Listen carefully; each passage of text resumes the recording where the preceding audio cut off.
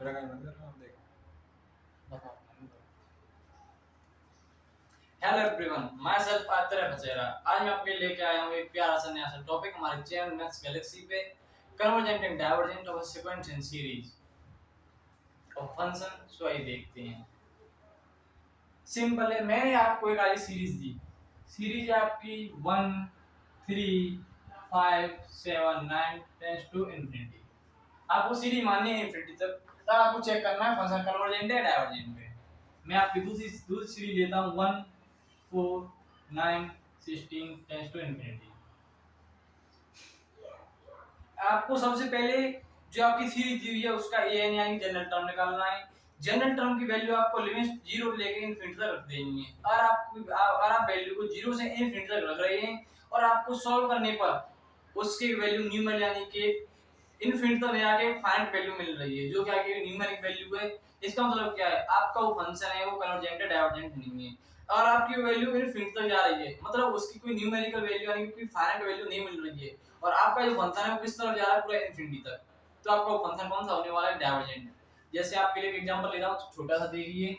मैंने कोई फंक्शन माना, मैंने जनरल टर्म माना, लिमिट कहां तक जा रही है, n टेंड्स टू इनफिनिटी तक, n अपॉन n प्लस 1 का होल स्क्वायर। देखिए ये कोई जनरल टर्म है, कोई सीरीज बन रही होगी। जैसे कि अभी मैं लिख दूं इसको, ये हो जाएगा आपका 1 अपॉन, अगर n बराबर 1 रखता हूं मैं तो ये होगा आपका 1 अपॉन 1 प्लस 2 1 अपॉन 1 प्लस 1 2 यानी कि 1 upon 2 whole square 1 upon 4। Next होने वाली है आपकी 2 अपॉन 2 प्लस 1 3 यानी कि 4 अपॉन 9। ये होने वाली है 4 9 अपॉन 16। ये आपकी सीरीज कहां तक जा रही है, इनफिनिटी तक। तो ये सीरीज मैंने वहां पे, ये सिर्फ इसका जनरल टर्म मैंने वहां पे लिख दिया है। अब आपको इसको ओपन करना है तो ये हो जाएगा आपका n square limit n tends to infinity n square upon n square plus 1 plus 2n। आप ये जानते ही हो, और आपकी लिमिट इंफिनिटी तक जा रही है, ऊपर भी n स्क्वायर है और टर्म नीचे भी n स्क्वायर, तो आपको नीचे से n स्क्वायर कॉमन ले लेना है।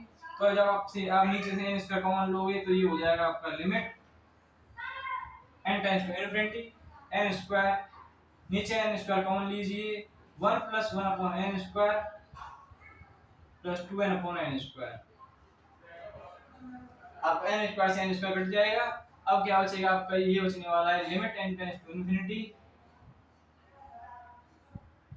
1 upon 1 plus 1 upon n square plus 2 upon n। अब आप इतना तो जानते ही हो, अगर limit n tends to infinity दे रखी है और मैं यहाँ पे n टेंड्स टू इंफिनिटी रखता हूँ तो इसका मतलब क्या, ये हो जाएगी 1.0, 0 ऊपर जाएगी, 1 की जगह पे इधर 0 जाएगी, 2 की जगह पे 2 into 1 0 और 1 into 0 0। तो अभी आपका क्या हो जाएगा, ये हो जाएगा आपका limit tends to n tends to infinity 1 upon 1, ये होने वाला है आपका 1।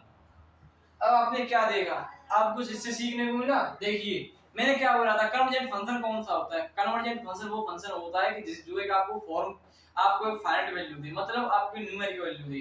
अब आप इस फंक्शन आपने को जनरल टर्म लिया an, इसको सॉल्व करने पर आपकी वैल्यू क्या आ रही है 1। इसका मतलब क्या है, ये फंक्शन आपका कन्वर्जेंट है। लिख लीजिए जल्दी, आप इसका स्क्रीनशॉट ले लीजिए, फिर मैं आगे चलता हूं। जल्दी करिए यार, बहुत मैथ पढ़ा आपका एटीएम का भी। मैं डालता हूं इसे।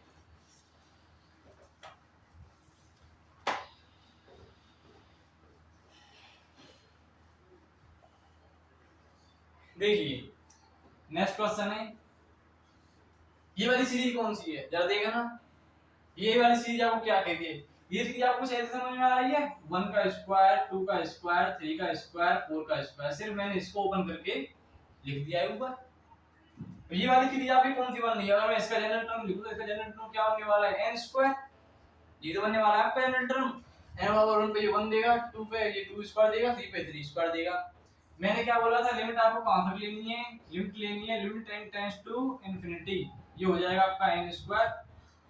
अब इसे सॉल्व करने पर आपको क्या आएगा देखना, सॉल्व करने पर आएगा आपका limit n tends to infinity put up करोगे n स्क्वायर, तो ये बन जाएगा आपका इंफिनिटी। अब बताना मेरे को, ये इंफिनिटी क्या है, फाइनाइट वैल्यू है नहीं है ना, मतलब ये हमको न्यूमेरिक वैल्यू नहीं दे रहा। अगर ये हमको न्यूमेरिक वैल्यू नहीं दे रहा है तो इसका मतलब क्या है, ये वाला फंक्शन आपका कौन सा है, डाइवर्जेंट फंक्शन है। ये आपका कन्वर्जेंट फंक्शन नहीं होगा। यही अंतर है आपके कन्वर्जेंट फंक्शन में और डाइवर्जेंट फंक्शन में। जैसे मैं आपको कुछ एग्जांपल देता हूँ, इसको नोट कर लीजिए, करना हो तो जल्दी, और स्क्रीनशॉट लेना चाहे स्क्रीनशॉट ले लीजिए, जल्दी करिए। आगे बढ़ता हूँ।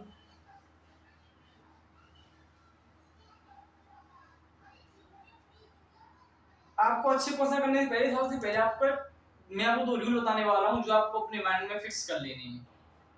आपको माइंड में फिक्स कर लेनी है वो वाली रूल, तभी आपकी क्वेश्चन पर अच्छी कमांड बनेगी। जिसको देख के आप क्वेश्चन में टिक मारोगे। तो रूल क्या है आपका? फर्स्ट रूल है, देखिए आपको कोई फंक्शन दे रखा है जिसकी लिमिट है 0 से लेके a। कोई फंक्शन है आपका, आपकी लिमिट 0 से लेके a दे रखी है और आपको दे रखा है फंक्शन में 1/x की पावर p dt। ठीक है ना?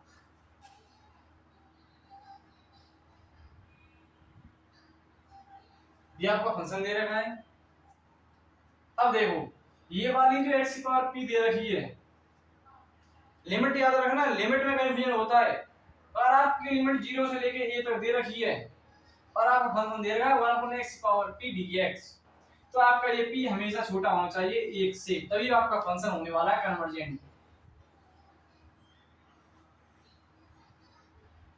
ये एक फिक्स केस है और लिमिट 0 से a तक जा रही है किसी फंक्शन की 1/x की पावर p dx। तो आपका वो फंक्शन कैसा होगा? कन्वर्जेंट अगर p लेस देन 1 है। अगर p ग्रेटर देन 1 है, जैसे देखिए अभी आप यहाँ पर रख दीजिए x की पावर p पे।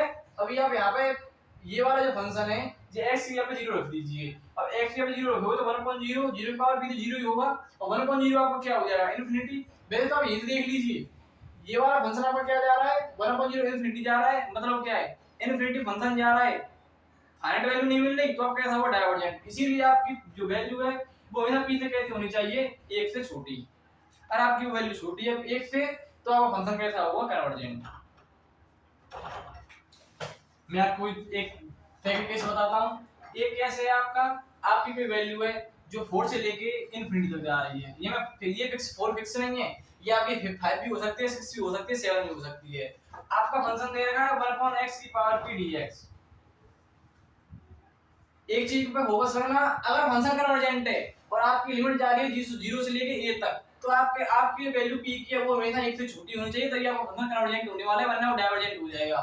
अगर आपकी वैल्यू 4 से लेके इंफिनिटी है, 5 से लेके इंफिनिटी है, 1 से लेके इंफिनिटी है, यहाँ पे मैंने 1 से छोटी बोली है ना, तो यहाँ पे वैल्यू 1 से बड़ी होने वाली है। अगर आपकी वैल्यू 1 से लेके इंफिनिटी है और x की पावर p है, अगर यहाँ पे आपकी वैल्यू p ग्रेटर देन 1 है, समझना, यहाँ पे आपकी वैल्यू p ग्रेटर देन 1 है, तो आपका फंक्शन होने वाला है ये कन्वर्जेंट। वरना आपका फंक्शन कैसा हो जाएगा? ये डाइवर्जेंट। ये तो फिक्स रूल है जो आपको फोकस करना है convergent and divergent of sequential series topic पे। अब देखिए, मैं आपके लिए कुछ एग्जांपल लेता हूं, जरा बताना सोच के, कोशिश करना जल्दी से जल्दी करने की, कौन कर पाता है। देखिए, क्वेश्चन है find the convergent function.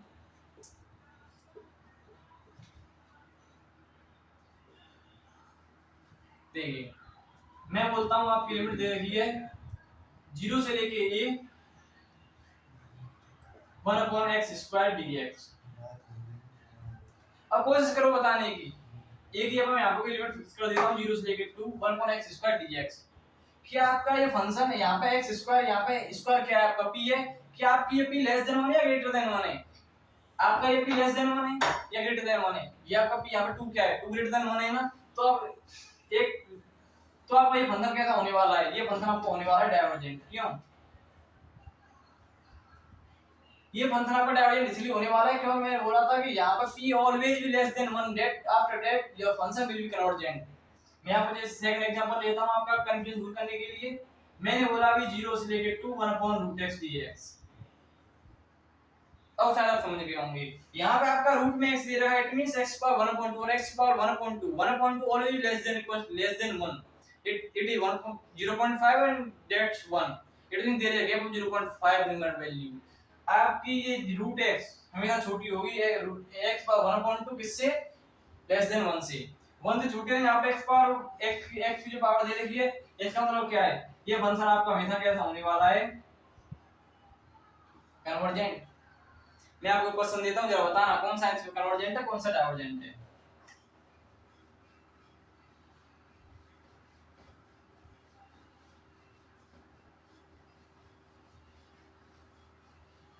Property दो ये सिर्फ दो प्रॉपर्टी आपकी कन्वर्जेंट डाइवर्जेंट में जो आपको माइंड में फिक्स कर लेनी है। क्वेश्चन फंसेगा तो इनसे फंसेगा, वरना कन्वर्जेंट डाइवर्जेंट में क्वेश्चन आपका आएगा ही नहीं। प्रॉपर्टी है आपकी, मैंने क्वेश्चन लिखा लिमिट 0 से लेकर 4 से लेकर infinity 1/x log x log ex। दूसरा लिखा मैंने आपका 5 से लेकर इंफिनिटी 1/x log x का होल स्क्वायर। सिंपल है। अब जरा सोच के बताओ कौन सा हो सकता है इनमें से, कौन सा डाइवर्जेंट है कौन सा कन्वर्जेंट है। मानिए एक बात को याद रखना, ये कंपलसरी है कि अगर आपका फंक्शन इस तरह से दे रखा है 4 से इंफिनिटी, इस फॉर्म में नहीं है 0 से 1 की में, तो आपको p ऑलवेज ग्रेटर देन 1 रखना होगा। p लेस देन 1 रखोगे तो क्वेश्चन आपका गलत हो जाएगा। हां आ रहा है p लेस देन 1 तो ये नहीं है क्वेश्चन गलत है आपका, उसमें क्या है तो फंक्शन कन्वर्जेंट नहीं है, वो फंक्शन डाइवर्जेंट है।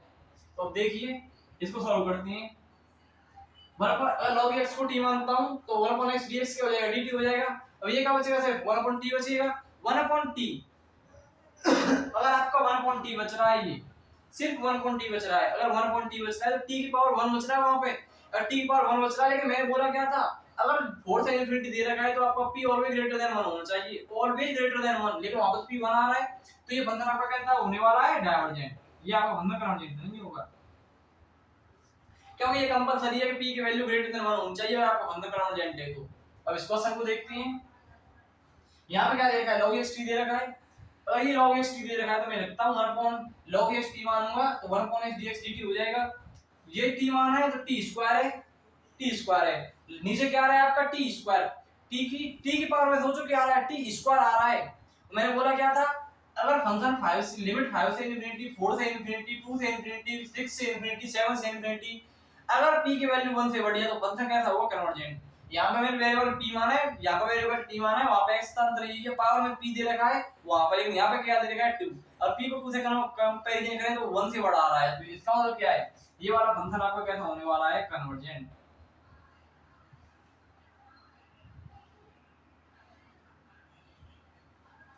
और ये हुआ आपका डाइवर्जेंट फंक्शन।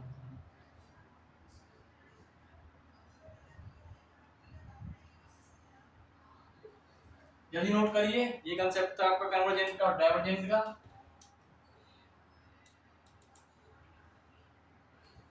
हाँ तो मुझे उम्मीद है आपकी समझ में ये टॉपिक अच्छे से आया होगा। कोशिश करता हूँ आगे भी आपके लिए अच्छे से अच्छा अपनी बेस्ट कोशिश करूंगा कि आपके लिए अच्छे से अच्छे कंसेप्ट से क्वेश्चन ला सकूं और आपको आसानी से कोशिश करूंगा कि आप जिस मैथ को पढ़ रहे हैं वो आपको ऐसा लगे 2 + 2 4। Thank you so much to see this channel. आगे देखते रहिए हमारा Maths Galaxy. Thank you so much.